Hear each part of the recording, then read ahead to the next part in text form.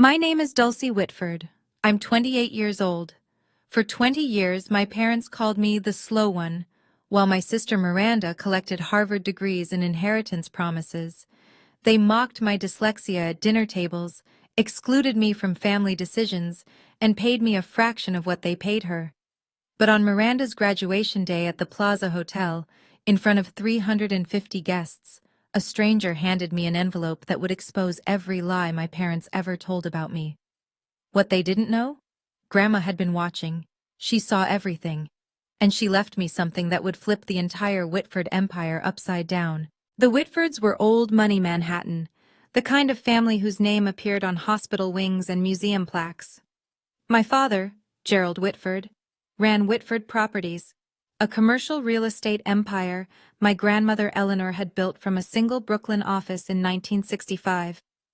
By 2024, the company was valued at $92 million. I was born with dyslexia, diagnosed at 7. The letters on pages would swim and rearrange themselves, turning simple sentences into puzzles that took me 3 times longer to solve than other kids. My parents' response wasn't support. It was shame. When I was 12, they hired tutors for Miranda. Violin lessons at Juilliard, French immersion classes, SAT prep with a Princeton graduate who charged $400 an hour. When I asked about getting help for my reading, my mother Priscilla just sighed. Dulcie, we've already spent so much on specialists. At some point, we have to accept that some children just aren't academic. I was 12, I believed her. So I learned to adapt on my own. Audiobooks became my lifeline.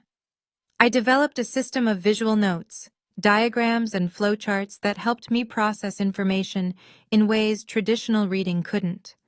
And every Sunday afternoon, I'd take the train to my grandmother Eleanor's apartment on the Upper West Side, where she'd sit with me for hours, explaining concepts through stories instead of textbooks.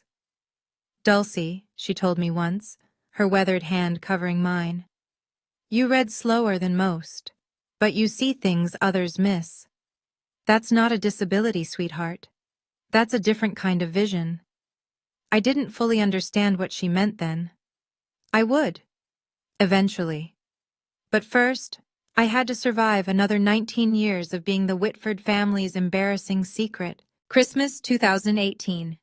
20 relatives gathered around the mahogany table in my parents' Upper East Side townhouse. Crystal chandeliers, catered dinner, the annual performance of Whitford family perfection. My father stood at the head of the table, wine glass raised. I'd like to make an announcement, he said, his voice carrying that boardroom authority he wore like a second skin. Miranda has been accepted to Harvard Law School, full scholarship. Applause, cheers. Miranda blushed with practiced modesty. My eldest daughter, Gerald continued, beaming, will be the first Whitford to attend Harvard in 3 generations. She's going to take this family, and this company, to extraordinary heights. More applause. Uncle Richard clapped Miranda on the shoulder. Aunt Catherine dabbed her eyes with a napkin. Then my father's gaze drifted down the table. To me. And Dulcie. He paused. The warmth in his voice evaporated. Well, Dulcie is also here. A few relatives chuckled. Soft, uncomfortable laughs. The kind people make when they don't know what else to do. Miranda didn't defend me. She laughed along with them. I stared at my plate, the roasted lamb blurred through the tears I refused to let fall. Under the table, a hand found mine. Thin fingers, papery skin. Grandma Eleanor, seated across from me, squeezed gently. When I looked up, her eyes held something fierce, something that looked almost like fury directed at her own son. She didn't say anything, not then. But 3 months later, she called me to her apartment, said she needed to show me something important. I didn't know it at the time, but that Christmas dinner, that moment of casual cruelty in front of 20 witnesses, had set something in motion, something that would take 5 years to detonate. After graduating from a state university in 2022, not an Ivy, never an Ivy, I applied for a position at Whitford Properties. I wanted to prove I could contribute, that the family business could be my path too. My father agreed to hire me as an administrative assistant. Salary, $42,000 a year. That same month, Miranda joined as chief legal counsel. Her salary, $280,000 plus bonuses. My job consisted of photocopying documents, booking conference rooms, and fetching coffee for executives who never learned my name. I wasn't invited to a single meeting, never shown a single contract, but I watched, and I listened. I discovered something about myself during those long hours in the copy room. I could spot patterns others missed. When executives discussed deals in the hallway, I'd sketch diagrams of the relationships between parties, the flow of money, the potential conflicts. A skill I'd developed to compensate for my reading difficulties had become something else entirely. Grandma Eleanor had taught me this. During those Sunday afternoons at her apartment, she'd spread out old contracts from the company's early days and show me how to read them not word by word, but as systems, as structures. Your father reads contracts like a lawyer, she told me once in 2019, just before her health started declining. He looks for what he can exploit. You read them like an architect. You see how all the pieces connect. That same day, she'd handed me a small wooden box. Mahogany, with brass hinges. Keep this safe, she'd said. Don't open it yet. When you need it, you'll know. I'd taken the box home, tucked it in my closet, and tried to forget the strange weight of her words. March 2019, Grandma Eleanor's apartment. Grandma. She was 82 then, her once vigorous frame grown thin, her silver hair wispy against the pillow of her armchair. But her eyes, those sharp, knowing eyes, hadn't dimmed at all. Sit down, Dulcie. I sat across from her in the living room where I'd spent so many Sunday afternoons. The walls were covered with photographs. Eleanor breaking ground on her first Brooklyn property in 1965. Eleanor shaking hands with Mayor Koch. Eleanor accepting a Women in Business Award in 1987. Not a single photo of my father at the helm. I built Whitford Properties from nothing, she said, her voice carrying decades of steel. One office, one secretary, 60 years of work. Your father. She paused, and something bitter flickered across her face. Your father inherited it. He didn't build it. He doesn't understand what it means to create something. Grandma, he judges people by their credentials, their degrees, their ability to perform in boardrooms. She leaned forward. I judge people by how they treat those who can't fight back.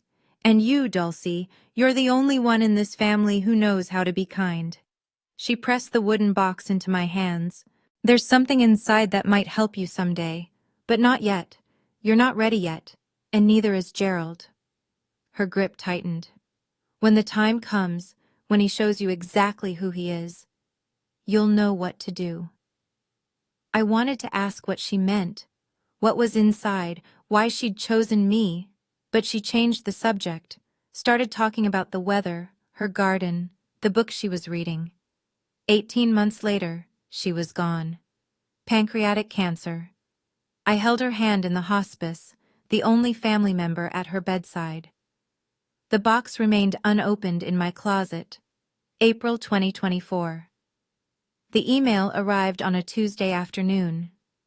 Subject line: Position restructuring, confidential.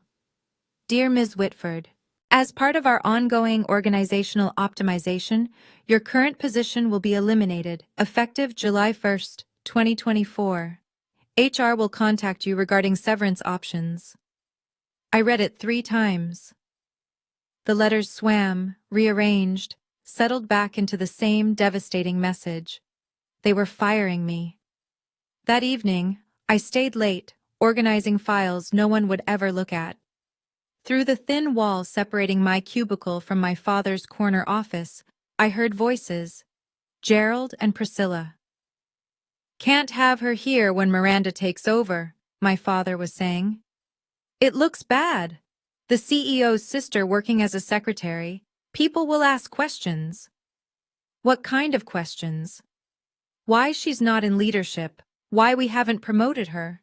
A pause. Why she's the way she is. My mother's response came soft, almost gentle. "We've done everything we could for her, Gerald. Some children just don't have what it takes." "Exactly. So she needs to go. We'll give her a generous severance. She can find something else, something more suited to her abilities."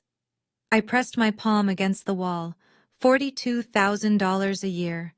My studio apartment in Queens, shared with two roommates, cost $1,800 a month. No savings, no safety net. If I lost this job, I'd be homeless within 2 months. But the money wasn't what made my chest tight. It was the realization settling into my bones like frost. If I let them do this, if I accepted their version of who I was, I would spend the rest of my life as the family failure. Not because I'd actually failed, but because I'd never been given the chance to succeed. Miranda's graduation party was tomorrow. I wondered what other announcements my father had planned. May 15th, 2024. The Plaza Hotel. Grand Ballroom. 350 guests filled the gilded room. Business partners, investors, lawyers from white shoe firms, extended family members I barely recognized. Crystal chandeliers cast prismatic light across silk tablecloths. A 12-piece orchestra played Gershwin in the corner. This was Gerald Whitford's kingdom, his stage, the place where he performed his role as patriarch, as mogul, as the man who had everything. I stood in the entrance, tugging at the hem of my dress. Black. Simple. $79 from Zara, the most I could afford on my salary. Everyone else glittered in designer gowns and tailored tuxedos. My mother intercepted me before I could find a seat. "Dulcie?" Priscilla's gaze traveled from my drugstore makeup to my scuffed heels, her lips pressed into a thin line. "You couldn't find anything nicer? This is what I have." "Well," she adjusted her Cartier bracelet. "You'll be at table 27, near the service entrance. Try not to draw attention to yourself." "Of course." "And Dulcie?" She leaned closer, her Chanel No. 5 overwhelming. "Tonight is Miranda's night. Whatever you're feeling, whatever resentment you think you're entitled to, keep it to yourself.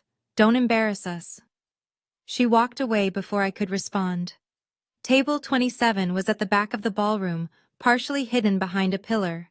My table mates were distant cousins I'd met maybe twice. From my seat, I could see the main stage, the massive portrait of Miranda in her Harvard regalia, the banner reading, "Congratulations, Miranda Whitford, Harvard Law Class of 2024, and near the entrance, standing alone by the door, a silver-haired man in a gray suit. He wasn't mingling, wasn't eating, just watching.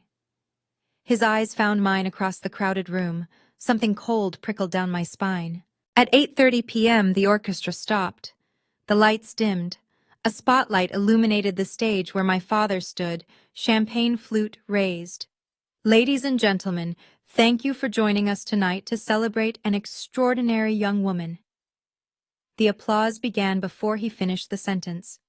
Miranda graduated top 5% of her Harvard Law class. She completed a clerkship with Justice Reynolds, and last month, she made partner track at Sullivan and Cromwell in record time. Gerald's voice swelled with pride. "But tonight, I'm not just celebrating her achievements, I'm announcing her future." Miranda joined him on stage, radiant in emerald Valentino. "Effective immediately, Miranda Whitford will inherit my entire estate upon my passing. This includes our family residence at 740 Park Avenue, currently valued at $13 million, a Tesla Model S Plaid, and most importantly," he paused for effect, "the position of CEO of Whitford Properties when I retire." The room erupted, standing ovation, camera flashes. Miranda dabbed at her eyes with performative grace, 350 people celebrating, and not one of them glanced at table 27. The cousin beside me, a woman I'd met at a funeral 8 years ago, leaned over. "Dulcie, right? So what does that mean for you?" I opened my mouth, closed it. What could I say? That I'd just been formally erased from my own family? That the termination letter in my inbox was only the beginning? That every fear I'd ever had about being worthless had just been confirmed in front of everyone who mattered? The applause died down, Miranda hugged our father. Cameras clicked, and through the crowd, the silver-haired man at the door began walking toward me, slowly, deliberately, like he'd been waiting for this exact moment. The man stopped at my table. Up close, I could see he was older than I'd thought, early 60s, with deep-set eyes and the careful posture of someone who spent his life in courtrooms. "Miss Whitford?" "That's me." I straightened in my chair. "Can I help you?" "My name is Jonathan Ellis." He pulled a business card from his breast pocket, cream-colored, embossed, Morrison and Blake, attorneys at law. "I was your grandmother's lawyer." My grandmother. The words hit like a punch. "Eleanor passed away 3 years ago." "I'm aware." He didn't didn't soften. "She left something for you, with very specific instructions about when to deliver it." From inside his jacket, he produced a cream envelope, heavy stock, sealed with red wax bearing a notary's stamp. "What is this?" "Her will, the real one." His voice dropped. "The one your father doesn't know exists." I stared at the envelope. The notary seal read Morrison and Blake, September 12, 2019. 5 months after that Sunday afternoon in her apartment. 5 months after she'd handed me the wooden box. "I don't understand." "Your grandmother gave me explicit instructions. I was to deliver this document on the day your father publicly disinherited you." Ellis glanced toward the stage, where Gerald and Miranda were still basking in applause. "I believe that just occurred." My hands trembled as I took the envelope. "Mr. Ellis, what's in here?" For the first time, something almost like warmth flickered in his eyes. "Mrs. Eleanor told me to tell you, give this to Dulcie on the day Gerald shows her exactly who he is. By then, she'll be ready." He straightened his tie. "I'll be available when you have questions. You have my card." Then he turned and walked away, disappearing into the crowd. I couldn't breathe in that ballroom. I pushed through the service entrance, found an empty hallway near the kitchen. Fluorescent lights buzzed overhead, the sounds of celebration muffled to a distant hum. My fingers shook as I broke the wax seal. Inside, 3 pages of dense legal text. A notarized signature. A date. September 12, 2019.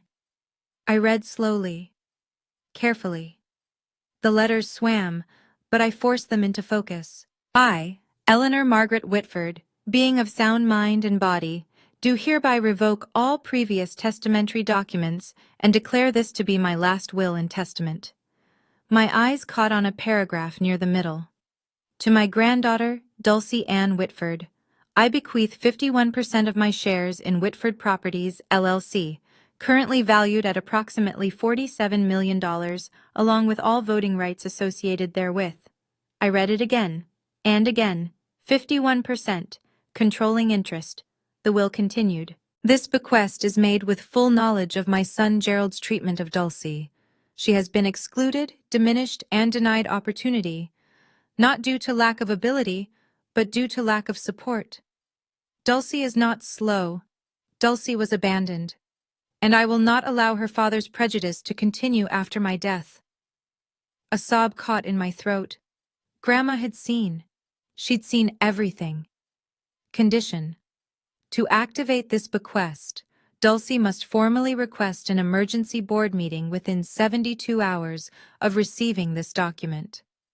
Failure to act within this window will render this will null and void, and all assets shall transfer per my 2015 testament. 72 hours. The deadline would fall at 8:30 p.m. on May 18th. I leaned against the cold wall, the document clutched to my chest. My grandmother had given me a weapon. Now I had to decide if I was brave enough to use it. Jonathan Ellis was waiting by the coat check when I emerged. "You read it." "The 72-hour clause," my voice cracked. "Why would she put that in?" "Your grandmother knew you, Miss Whitford." He handed me a second card, this one with a personal cell number handwritten on the back. "She knew that if she gave you unlimited time, you might convince yourself not to act. The deadline isn't a punishment, It's permission. Permission? To stop waiting for your family to change their minds about you, to take what's rightfully yours. He checked his watch. The deadline is 8:30 p.m., May 18th. 3 days. If you want to proceed, you'll need to submit a formal request for an emergency board meeting. I can help you draft it. Through the ballroom doors, I could see my father still on stage, posing for photographs with Miranda. My mother circulated among guests, accepting congratulations as if she'd earned them herself. If I did this, if I invoked the will, I would destroy every relationship I had left. My parents would never forgive me. Miranda would see it as betrayal. But if I stayed silent, I would accept their verdict. I would become exactly what they'd always said I was, the failure, the slow one, the daughter who didn't matter. Miss Whitford, Ellis's voice cut through my spiral. Your grandmother believed in you. She spent the last 3 years of her life preparing for this moment. The question is, do you believe in yourself? I looked at the will in my hands, at the elegant signature of the woman who'd held my hand under Christmas tables and taught me to read contracts like architecture. I'll call you tomorrow, I said. We're requesting that board meeting. Ellis allowed himself a small smile. She said you would. I'm going to pause here for just a moment. If you've ever been underestimated by the people who were supposed to believe in you, if you know what it feels like to be dismissed, I want you to comment the word enough below. Let me know I'm not alone in this. And if you want to see what happened when I walked into that boardroom, keep watching, because we're just getting started. Now back to the story. That night, back in my cramped Queens apartment, I finally opened the wooden box. My roommates were asleep. The only light came from the street lamp outside my window, casting orange stripes across my bed where I sat cross-legged, the mahogany box in my lap. The brass hinges creaked as I lifted the lid. Inside, a handwritten letter on Eleanor's personal stationery, a faded document with a 1965 date stamp, and a USB drive, sleek and modern, clearly added much later. I reached for the letter first. My dearest Dulcie, if you're reading this, then Jonathan has done his job, and your father has done exactly what I feared he would. I'm sorry I couldn't protect you while I was alive, but I can protect you now. The enclosed document is the original partnership agreement from 1965, when I founded Whitford Properties with 2 colleagues who have long since passed. Your father has never seen it. It establishes that the founder's shares carry permanent voting rights that cannot be diluted or transferred without board approval. The USB contains something else. Something your father hoped I'd forgotten. In 2018, Gerald proposed a resolution to reduce my voting rights from 51% to 10%. His stated reason? I was too old to understand modern business. The real reason? He wanted control, and I was in his way. The board rejected his proposal by 2 votes. I was one of those votes. I never forgot what he tried to do. And I never forgave him for the way he treated you to justify it, as though diminishing you somehow proved I was unfit. Use this wisely, Dulcie. Not for revenge, for justice. All my love, Grandma Eleanor. I plugged the USB into my laptop. The file was labeled, Board Meeting Minutes March 2018, PDF. My father's attempt to strip his own mother of power. Documented, time-stamped, evidence, May 16th, 9:00 a.m. Margaret Coleman answered on the second ring. Dulcie Whitford. Her voice carried the rasp of someone who'd smoked for decades and laughed even longer. I've been wondering when you'd call. You know who I am? Sweetheart, your grandmother and I built half of Brooklyn together in the 70s. She talked about you constantly. A pause. She also told me about the will. 3 years ago, right before she passed. I gripped my phone tighter. Then you know what I'm about to do. I know what you're considering doing. There's a difference. Margaret's tone shifted, sharper now, more businesslike. You want to request an emergency board meeting. That requires 3 board members to sign the petition. I'm one. You'll need 2 more. Can you help me find them? I can do better than that. I heard papers shuffling in the background. Gerald Whitford isn't as popular as he thinks. His management style is, let's call it autocratic. At least 4 board members have expressed concerns privately. They just need someone to go first. Hope sparked in my chest. Who? Richard Holloway. Susan Park. She corrected herself. Susan Parker. They've both been on the receiving end of Gerald's temper in closed sessions. I'll make some calls. Another pause. Dulcie, I need you to understand something. This isn't going to be pleasant. Your father will fight. Your sister will fight. They'll say terrible things. They've been saying terrible things my whole life. At least now I get to respond. Margaret laughed, a warm, genuine sound. Eleanor always said you had steel under all that quiet. I'm starting to see what she meant. She cleared her throat. I'll have the petition ready by tonight. Board meeting request, May 18th, 10 o'clock a.m., Whitford Tower, 42nd floor. Thank you, Margaret. Don't thank me yet. Thank me when you're sitting in that boardroom. May 17th. Gerald found out about the board meeting at 4 o'clock p.m. I know this because Miranda called me 45 minutes later, her voice tight with controlled fury. What did you do? I was sitting in my cubicle at Whitford Properties, pretending to organize files. I don't know what you're talking about. Dad just got a notice from the board secretary. Emergency meeting tomorrow, requested by Margaret Coleman and 2 other directors. A pause, sharp as broken glass. Margaret Coleman hasn't requested anything in 15 years. What did you do? Maybe she has concerns about company management. Don't play games with me, Dulcie. Miranda's composure cracked. If you're trying to embarrass us, trying to make some kind of scene, I'm just doing my job, Miranda. Same as always. She hung up without saying goodbye. 20 minutes later, Gerald stormed past my cubicle on his way to his office. He didn't look at me, didn't acknowledge I existed, just slammed his door hard enough to rattle the windows. Through the wall, I heard him on the phone. Ridiculous waste of time. Margaret's probably going senile. We'll address her concerns and move on. No, I'm not worried. Dulcie? My God, Miranda, she can barely read a spreadsheet. She's not a threat to anyone. I smiled. For the first time in 28 years, being underestimated felt like an advantage. That night, in my apartment, I prepared. Printed 3 copies of the will. Downloaded the 2018 board minutes onto my phone as backup. Wrote a brief statement. Not an accusation, just a presentation of facts. Jonathan Ellis confirmed he'd attend as the authenticating attorney. Margaret texted at 11 p.m. Petition filed. See you tomorrow. Your grandmother would be proud. I barely slept. But for once, it wasn't anxiety keeping me awake. It was anticipation. May 18th, 2024, 9:45 a.m., Whitford Tower. The elevator opened onto the 42nd floor, floor-to-ceiling windows, Italian marble, the kind of corporate opulence designed to intimidate. I stepped out in a borrowed gray blazer, my roommates 2 sizes too big, carrying a leather portfolio I'd bought at Goodwill for $12. The security guard at the boardroom door held up his hand. Name? Dulcie Whitford. He checked his tablet. Frowned. You're not on the authorized attendee list.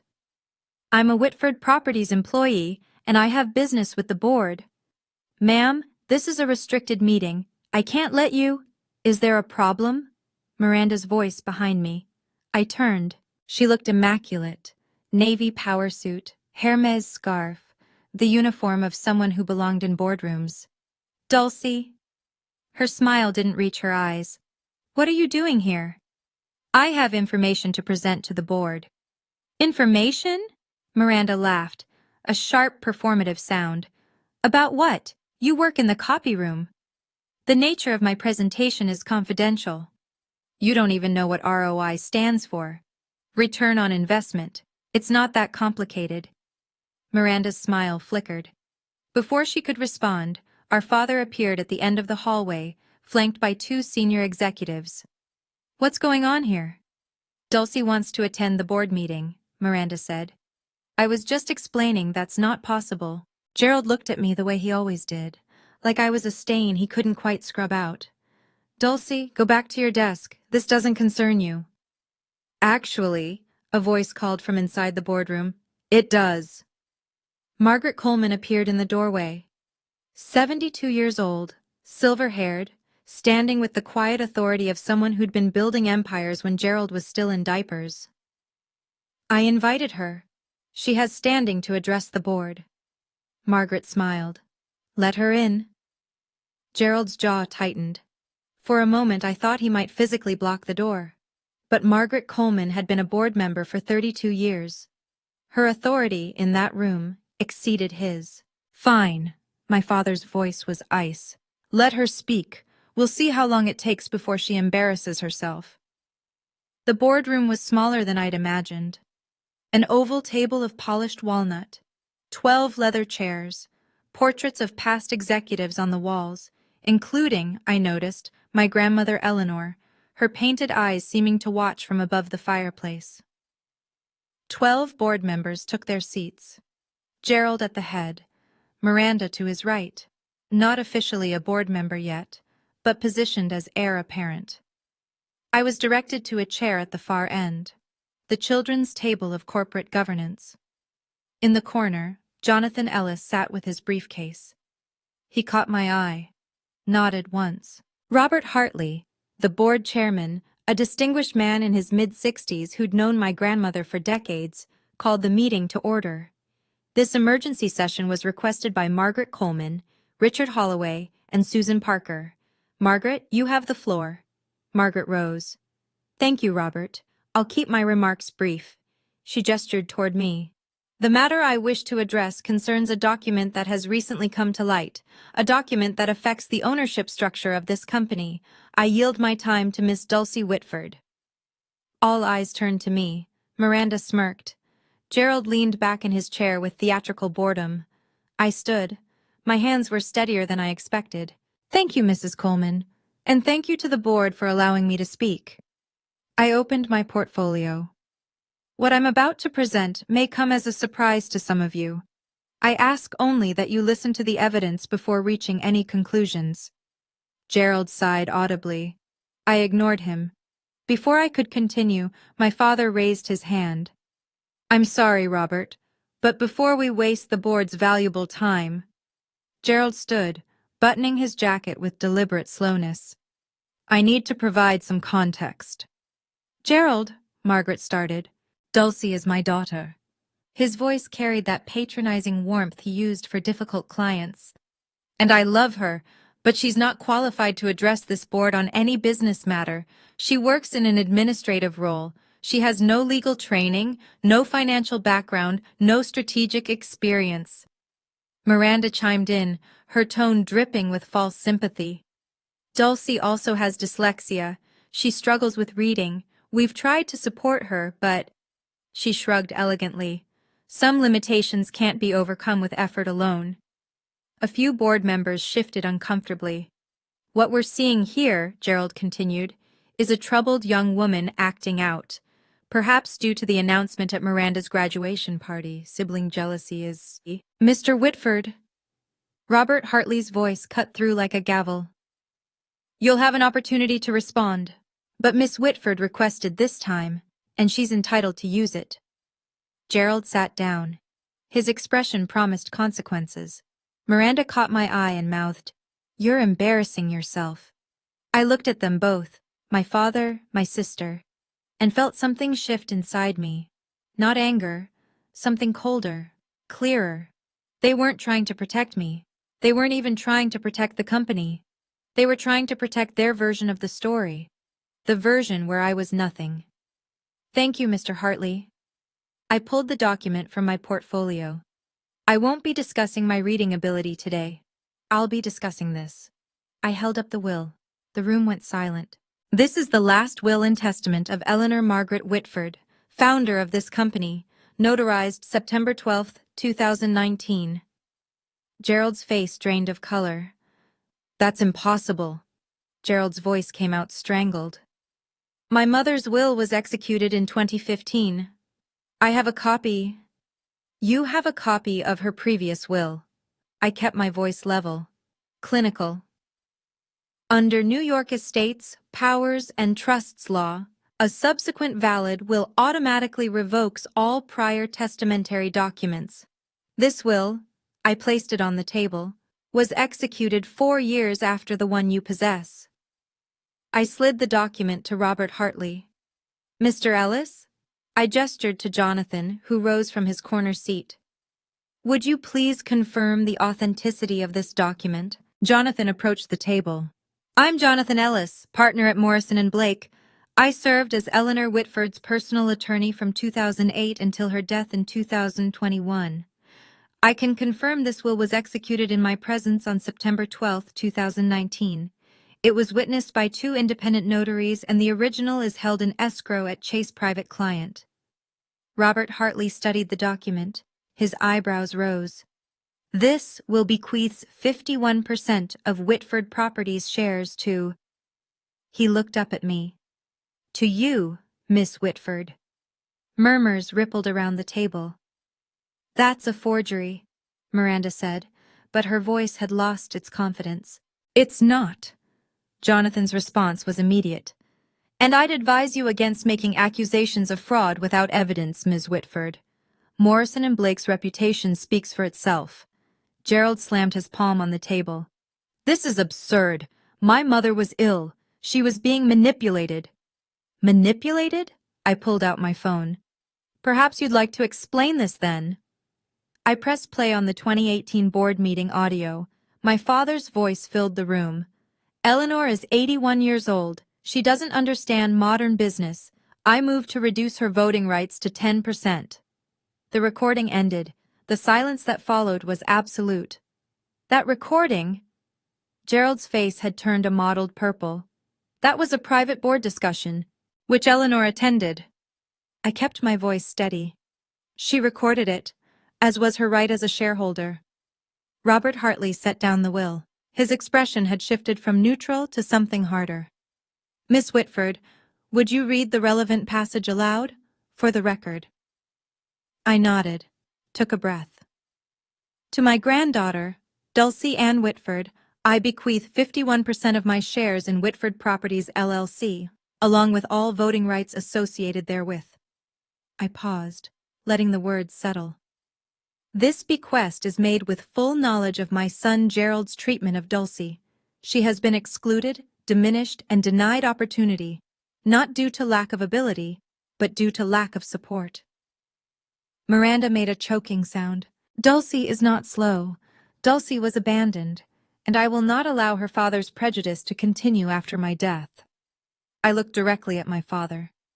Gerald has confused credentials with character, degrees with worth. He tried to strip me of my voting rights because I saw through him. He marginalized Dulcie because she reminded him of the kind of person he refuses to be. Gerald said nothing. His hands, I noticed, were trembling. The will concludes, I built this company from nothing. I choose who carries it forward. I choose Dulcie. Robert Hartley removed his reading glasses. Jonathan, you can confirm this document is legally binding? I can. The 2015 will is superseded. As of this moment, Dulcie Whitford is the majority shareholder of Whitford Properties. Margaret Coleman smiled quietly. Richard Holloway and Susan Parker exchanged glances, and for the first time in my life, I watched my father look at me with something other than dismissal. It was fear. This doesn't prove anything, Miranda said, but her voice had turned brittle. Even if the will is valid, which we'll contest, Dulcie has no business experience. She can't run a company. I'm not asking to run the company. I address the full board now. I'm asking you to examine the facts. I pulled the 2018 board minutes from my portfolio. March 14, 2018. Gerald Whitford proposed Resolution 2018-07 to reduce Eleanor Whitford's voting shares from 51% to 10%. His stated rationale, I found the passage. The founder is no longer capable of understanding modern business operations. That was taken out of context, Gerald said. The resolution failed by 2 votes, Eleanor's vote and Margaret Coleman's. I looked at Margaret. Is that accurate? Margaret nodded slowly. It is. Eleanor called me that night. She was devastated. Not because of the resolution, she knew it would fail, but because her own son had tried to take everything she'd built. This is ancient history, Gerald started. It's evidence. I cut him off. Evidence that my grandmother wasn't suffering from diminished capacity when she wrote that 2019 will. She was protecting herself from her own son, and she was protecting me. Robert Hartley looked around the table. Does anyone else have documentation contradicting what's been presented? Silence. Gerald? My father's jaw worked. No words came. Miranda? My sister stared at the table. Her perfect composure had cracked entirely. Richard Holloway spoke for the first time. Robert, I think we need to recess and have legal counsel review these documents. Agreed. Hartley checked his watch. We'll reconvene in 15 minutes. Jonathan, please remain available. The board members rose. Conversations broke out in hushed tones. Gerald didn't move. He sat frozen, staring at his mother's portrait on the wall. I wondered if he could feel her watching. 15 minutes stretched into 45. The board's legal counsel, a thin man named Patterson, whom I'd never met, spent the entire time on his phone with Morrison and Blake, Chase private client, and the New York State Court's records office. I sat alone at the end of the table. Jonathan Ellis brought me a glass of water. Margaret Coleman patted my shoulder as she passed. Gerald and Miranda huddled in the corner, their whispered argument growing increasingly heated. Finally, Patterson returned to the table and whispered in Robert Hartley's ear. Hartley's expression flickered, surprise, then resignation. Please take your seats. The board members filed back to their chairs. The tension in the room had crystallized into something brittle. Our legal counsel has confirmed the following, Hartley read from his notes. The will presented by Miss Whitford is valid under New York state law. It supersedes all previous testamentary documents. Effective immediately, Dulcie Ann Whitford holds 51% of Whitford Properties shares. Someone inhaled sharply.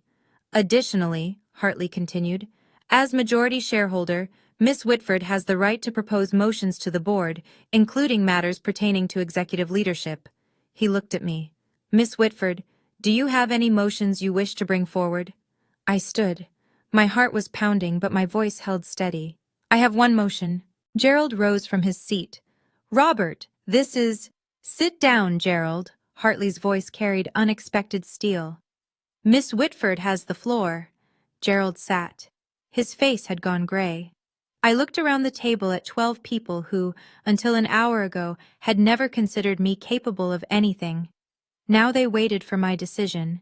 The power to destroy my father's career was in my hands. I thought about what my grandmother would want, and I made my choice. I'm not proposing to remove Gerald Whitford as CEO. The tension in the room shifted. Miranda's head snapped up. Even Margaret looked surprised. What I am proposing, I continued, is a vote of confidence. The board will decide whether Gerald Whitford retains their confidence as CEO of Whitford Properties. If the majority votes no confidence, he resigns. If the majority votes confidence, I will not interfere with operational leadership during my tenure as majority shareholder. This is absurd, Miranda stood. You're turning this into a spectacle, a revenge fantasy. No, I met her eyes. This is corporate governance. The same process that exists in every well-run company. The same process Grandma Eleanor established in our bylaws 40 years ago. I paused. If Dad has the board's confidence, he has nothing to worry about. Robert Hartley studied me for a long moment. Something like respect flickered in his expression. Is there a second for this motion? Seconded. Margaret Coleman didn't hesitate. Then we'll vote. All those expressing confidence in Gerald Whitford as CEO, raise your hands. 4 hands went up. Gerald's allies. People who owed their board seats to his recommendations. All those expressing no confidence. 7 hands rose. Robert Hartley counted twice. Then he set down his pen. The motion carries, 7-4, with one abstention. He turned to Gerald. Mr. Whitford, the board has voted no confidence. Per section 14.3 of our bylaws, you have 30 days to tender your resignation. Gerald said nothing. He stood, looked at me, really looked at me. For what might have been the first time in my life, I expected rage, hatred, threats. What I saw was worse. Recognition, the understanding that he'd underestimated me so completely that he'd lost everything. He walked out without a word. I know what some of you are thinking right now. Why didn't she just fire him? Why give him the chance to keep his job? Because revenge isn't justice. Because destroying someone doesn't undo what they did to you. And because my grandmother didn't raise me to be cruel, she raised me to be fair.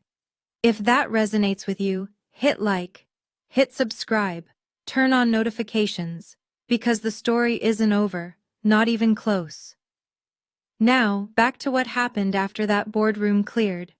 Gerald caught me in the private corridor outside the boardroom. Priscilla was with him. Someone must have called her during the recess. Her face was tear-streaked, mascara bleeding down her cheeks. You. Gerald's voice was barely controlled. You ungrateful, scheming. Gerald. Priscilla put a hand on his arm. Not here. Not here? She just destroyed our family in front of 12 people. I stood my ground. I didn't destroy anything. I told the truth. The truth? Gerald laughed bitterly. Your grandmother was manipulated. That lawyer Ellis, he must have... Grandma Eleanor wrote that will 5 months after you tried to strip her of power, because she saw exactly who you are. My voice didn't waver. You didn't lose because I betrayed you. You lost because you betrayed her. Priscilla stepped forward. Dulcie, sweetheart, you have to understand. We were trying to protect you. You've always struggled. We didn't want to put pressure. You didn't protect me. You erased me. 28 years of silence crystallized into words. Every Christmas dinner, every family photo, every conversation where you talked about Miranda's achievements and pretended I didn't exist. That wasn't protection. That was abandonment. That's not fair. You're right. It wasn't fair. I met my mother's eyes. I spent my whole life trying to prove I was worthy of this family. I'm done proving. The documents speak for themselves. Gerald grabbed my arm. This isn't over. We'll contest that will. I pulled free. You'll lose. And you know it, because Grandma Eleanor planned for every contingency, including this one. I walked toward the elevator. Behind me I heard my mother's voice. Dulcie, wait. I didn't wait. For the first time in my life, I didn't need their permission to leave. The elevator doors closed on my parents' faces. I leaned against the brushed steel wall, finally allowing myself to breathe. The adrenaline that had carried me through the past 2 hours began to ebb, leaving something unexpected in its wake. Not triumph, not satisfaction, grief. I'd just severed 28 years of hoping things would change, of believing that if I was patient enough, quiet enough, good enough, my parents would eventually see me, love me the way they loved Miranda. That hope was dead now. I'd killed it myself. The elevator descended 42 floors. By the time it reached the lobby, I'd wiped my eyes and straightened my borrowed blazer. Jonathan Ellis was waiting by the security desk. That was... He searched for the word. Remarkable. It was necessary. Your grandmother would agree. He fell into step beside me as I walked toward the exit. What happens now? Now I go home, sleep, try to figure out what my life looks like without the family I thought I had. And the company? I don't want to be CEO. I never did. We stopped at the revolving doors. I just want the company my grandmother built to be run by people who actually care about it. Not people who see it as their personal inheritance. Ellis nodded slowly. The board will want to meet with you, discuss transition plans, your role going forward. I know, but not today. I pushed through the door, felt the Manhattan sunlight hit my face.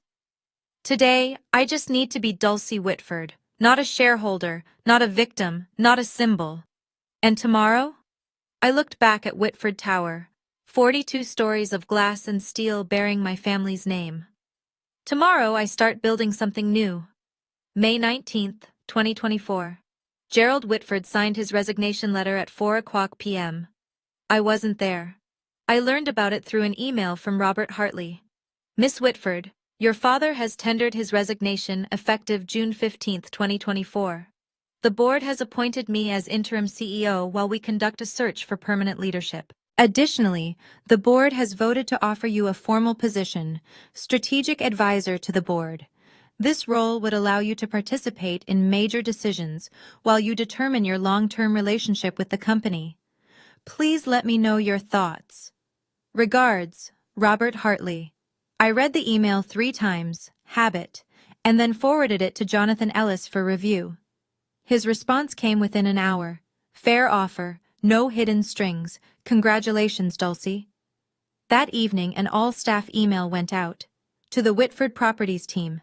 Effective June 15th, Gerald Whitford will step down as CEO. Robert Hartley will serve as interim CEO. Additionally, the board welcomes Dulcie Whitford as a strategic advisor in her capacity as majority shareholder. We thank Gerald for his years of service and wish him well in future endeavors. My phone buzzed with messages. Colleagues I'd worked beside for 2 years, people who'd never learned my name, suddenly wanted to have coffee, to reconnect, to catch up. I ignored most of them. But one message stood out. From Patricia Morales, an executive assistant who'd started at the company in 1987, who'd worked directly with my grandmother. Dulcie, Eleanor used to talk about you constantly. She said you saw things others missed. I never understood what she meant until today. Welcome to the boardroom.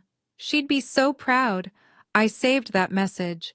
Some validation doesn't come from family. Sometimes that's better. 1 week later, the story went public.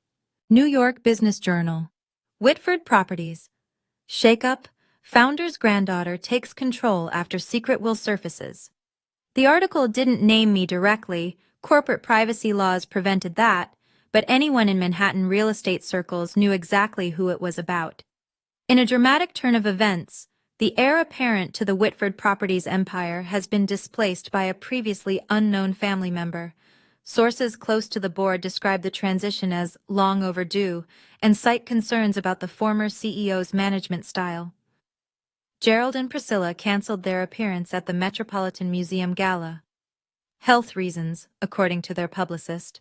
3 investment partners requested meetings with me personally, not with my father, not with the board, but with me. 2 of them, after an hour-long conversation each, confirmed they'd continue their relationship with Whitford Properties. We've had concerns about Gerald's leadership for years, one admitted. Your grandmother built something special. It's good to see her vision protected. The social fallout rippled outward. Friends of my parents suddenly remembered previous engagements. Invitations to charity events dried up. The Whitford name, which had once opened every door on the Upper East Side, now carried an asterisk. I didn't celebrate their humiliation, but I didn't mourn it either. Margaret Coleman called me on Saturday morning. How are you holding up? I don't know yet. Ask me in 6 months. Fair enough. A pause.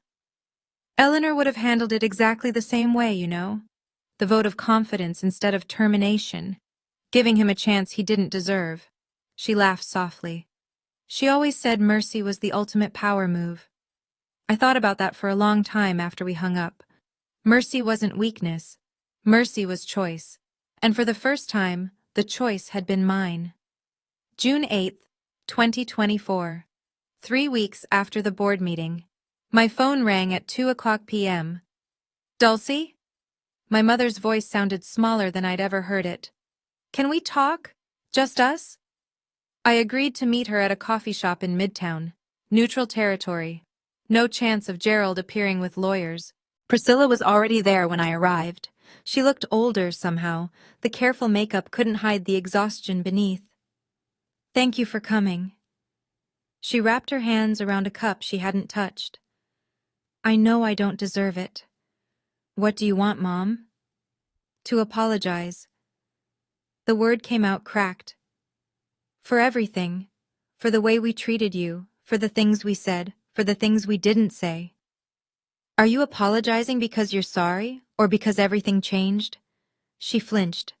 The question hung between us like smoke. Both, she finally admitted. I'm ashamed to say it, but both. Her eyes welled.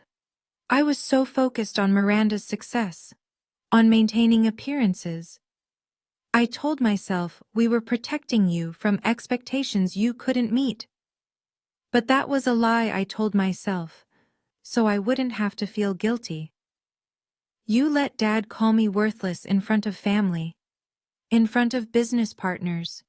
You never defended me, not once. I know. A tear slipped down her cheek. I know, and I can never undo it. But Dulcie, I don't want to lose you entirely. I don't know if that's even possible anymore, but I had to try.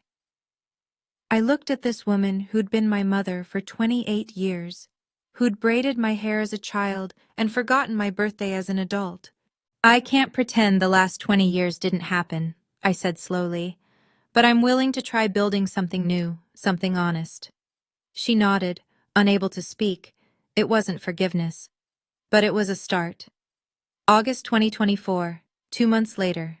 Miranda called while I was walking through Central Park. I almost didn't answer. Dulcie, I know I have no right to ask, but can we meet? There's something I need to say. We sat on a bench near Bethesda Fountain. The August heat pressed down like a weight. Miranda looked different. The armor of perfection she'd worn her whole life had cracked. Dark circles under her eyes, hair pulled back carelessly. I've been in therapy, she said without preamble. Since May, 3 times a week. That's good. It's brutal. She laughed humorlessly. Turns out, being the golden child isn't actually a gift. It's a different kind of cage. I waited. Dad expected me to be perfect. Every grade, every achievement, every award was never enough. It was just the baseline for what came next. She stared at the fountain. And the way they treated you, I told myself it was just how things were, that you were different, that I was protecting you by not challenging them. You weren't protecting me. No, I was protecting myself. Because if I defended you, I became a target too. She finally looked at me. That's not an excuse, it's just the truth. What do you want from me, Miranda? Nothing. I don't deserve anything. Her voice cracked. I just wanted you to know. I see you now. Really see you. And I'm sorry I didn't look sooner. We sat in silence, 2 sisters who'd grown up in the same house as strangers. I can't go back to how things were, I said finally. But I'm not interested in staying enemies either. Maybe we start over, from scratch. Miranda's eyes filled with tears. I'd like that. It wasn't the sister relationship I'd wanted as a child, but maybe it could become something real. November 2024, 6 months after the board meeting. I moved into my own apartment in Brooklyn Heights. 1 bedroom, pre-war building. A view of the bridge my grandmother had walked across to her first office in 1965. The rent was more than I'd ever paid, but I could afford it now. My new salary as Director of Sustainable Development at Whitford Properties, $185,000 a year, plus dividends from my shares. The title was my idea. A new division focused on green building practices, sustainable real estate, environmental impact assessments. The kind of innovation my grandmother would have championed if she'd lived to see it. Gerald called once a month now. Short conversations, polite. He asked about the weather, about my new apartment, about work. We both pretended the past hadn't happened. It was easier that way. Priscilla and I had lunch every other week. Slowly, awkwardly, she was learning to see me as a person instead of a problem. It wasn't the mother-daughter relationship I'd dreamed of, but it was honest, which was more than we'd ever had. Miranda and I got coffee on weekends sometimes. We were learning each other, really learning, for the first time. She told me about the pressure she'd carried. I told her about the loneliness. Neither of us pretended the past was okay. But we were writing a new story. On the wall of my apartment, I'd hung my grandmother's portrait. the same one that had watched over the boardroom for 40 years. Sometimes, when the evening light hit it just right, I could almost see her smiling. "You did it, Grandma," I thought. "You gave me the tools. I just had to be brave enough to use them. 6 months ago, I was invisible. Now I was finally, fully, myself." Looking back, I understand something now that I couldn't have understood at 27. My grandmother didn't leave me 51% of her company because I was better than Miranda. She left it to me because she knew I wouldn't let power corrupt me the way it had corrupted my father. Dyslexia isn't my flaw. It's part of who I am, like my visual memory, my patience, my ability to see patterns others miss. The things that made me slow in my parents' eyes were the same things that made me see the truth when everyone else looked away. Gerald judged worth by credentials, by degrees, by performance. Eleanor judged worth by character, by kindness, by the way people treated those who couldn't fight back. And now, finally, I get to judge my own worth. Not by what my parents say, not by what my sister achieved, not by what any stranger on the internet thinks, by my own standard, my own measure, my own truth. If you're watching this and you recognize yourself in my story, if you've ever been the overlooked one, the dismissed one, the one they said would never amount to anything, I want you to know something. You don't need a secret inheritance to prove your value. But you do need to give yourself permission to stop seeking approval from people who will never give it. Boundaries aren't walls. They're doors. They let you decide who gets access to your life and on what terms. My family hurt me for 28 years, but I didn't need to hurt them back to find peace. I just needed to stop waiting for them to see me and start seeing myself. That's the real inheritance my grandmother left me, and nobody can ever take it away. If this story meant something to you, if it reminded you that your worth isn't determined by the people who failed to see it, I want to hear from you. Subscribe, hit the bell, leave a comment telling me your story. And if you want more stories like this, stories about ordinary people who found the courage to stand up for themselves, check the link in the description. Thank you for being here. Thank you for listening. Until next time.